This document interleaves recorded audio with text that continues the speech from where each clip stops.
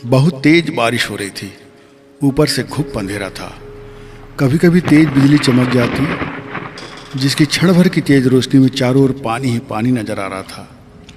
इस बस्ती से उस बस्ती के बीच का फासला लगभग 5 किलोमीटर का था और इस फासले के बीच रास्ते के किनारे किनारे घने पेड़ थे और एक बड़ा घास का मैदान था।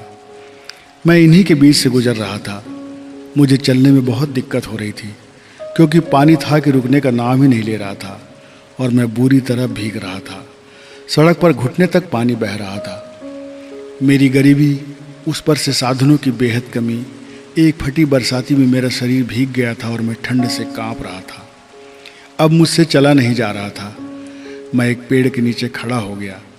मैं जानता हूँ कि इस वक्त पेड़ के नीचे खड़ा होना वाकई बहुत खतरनाक होता है क्योंकि बिजली पेड़ों पर ही गिरती है, लेकिन मैं मजबूर था। पानी का बहाव इतना ज़्यादा था कि अब मुझसे चला भी नहीं जा रहा था। मैं खड़ा खड़ा सोचने लगा कि यूँ भी जिंदगी केवल काम की मशीन बन गई थी और सिवाय इसके अभाव, उपेक्षा, तिरस्कार और कष्ट के कुछ था भी नहीं। घर में बीमार माँ थी, एक जवान बहन थी, एक छोटा भाई था जो एक्सीडेंट में कमर तुड़वा बैठा था और अब वो व्हील चेयर पर था, जिसके फिर से खड़े होने की कोई उम्मीद नहीं थी। सबकी ज़रूरत पूरी करने के लिए केवल मुझे ही खासी मेहनत करनी पड़ती थी। रोज़ काम का बोझ इतना होता कि कहीं सिर उठाकर देखने की फुर्सत नहीं मिलती। दिन भर की हाड़ तोड़ की मेहनत के बाद महीने में थोड़ी सी पगार हाथ में आती। उस पगार से एक एक चीज़ का हिसाब रखकर चलना पड़ता था। मुझे आगे सब कुछ अंधकार लग रहा था। कोई भी ऐसी सूरत नहीं थी जिससे मेरी गरीबी दूर होती, मेरी तकलीफ का अंत होता। दुनियादारी ऐसी ही है। आजकल के कामों में बहुत ज़्यादा काबिलियत की ज़रूरत होती है और मेरे पास ऐसा कोई कौशल नहीं था, ऐसी कोई काबिलियत नहीं थी। इन सब बातों से मेरे मन में जीने का उत्साह मर गया था। मैं अपनी ज़िंदगी घसीट रहा था।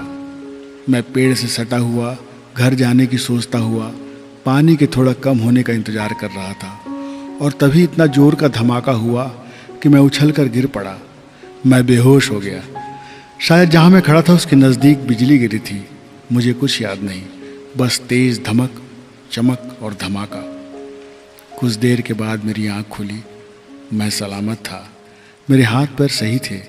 मैं धीरे से उठा और अपनी आंखें खोली तो देखा कि जिस पेड़ के नीचे मैं खड़ा था उसके पास ही एक चौकोन आकार की मशीन थी, जिसके ऊपर एक बहुत छोटी आकृति का बड़े सिर वाला पुतला सा बैठा था। मैं उसे देखकर डर गया, लेकिन मुझमें भागने की हिम्मत नहीं थी। उस पुतले से भनभनाती आवाज़ आई। उसने मेरी ही भाषा में बात की। उसने मुझसे कहा कि डरो नहीं, मैं दूसरे ग्रह से यहाँ आया हूँ। हमारे ग्रह ने इतनी मशीनें और तकनीक बना ली है कि हम कहीं भी जा सकते हैं, हम कहीं भी आ सकते हैं और उस ग्रह को समझ सकते हैं। मैं इस ग्रह को, इसकी दुनिया को, यहाँ के लोगों को देखने और उनसे मिलने आया हूँ और मेरी पहली मुलाकात तुमसे हुई है। तुम बता सकते हो कि यहाँ के क्या हालचाल है? मैं बहुत डरा हुआ था, लेकिन अंतरिक्ष की बातें सुनकर लगा कि जरूर कोई ये एलियन है। मैंने उससे कहा, क्या करोगे हालचाल जानकर? तुम्हारे जानने से मेरा कुछ भी भला नहीं होने वाला।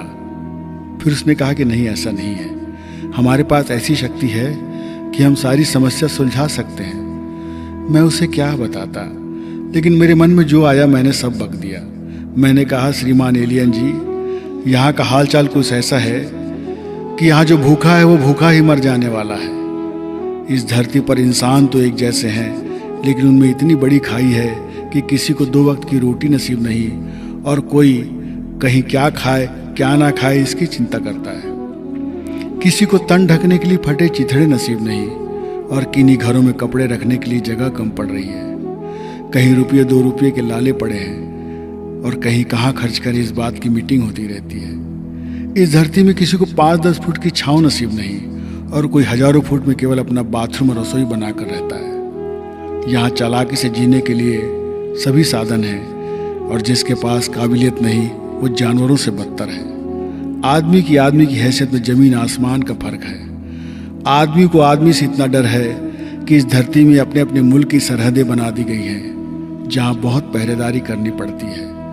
लाखों करोड़ों मूक और निरीह जानवर की रोज बेरहमी से हत्या की जा रही है। केवल थोड़े से स्वाद के लिए उन्हें आग में जिंदा भून दिया जाता है।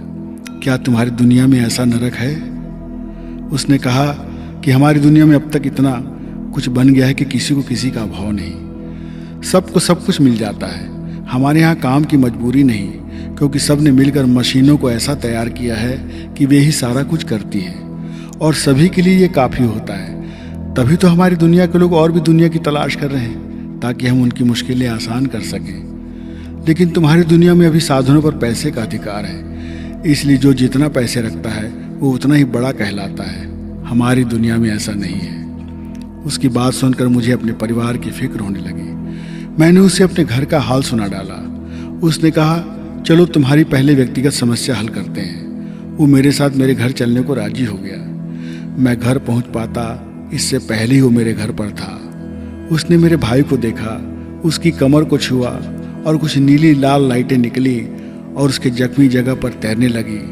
उसके कमर के नीचे हलचल होने लगी। मेरी खुशी और आश्चर्य का ठिकाना नहीं रहा। मेरा भाई उठ खड़ा हुआ और इसी तरह उसने मेरी बीमार माँ को ठीक कर दिया।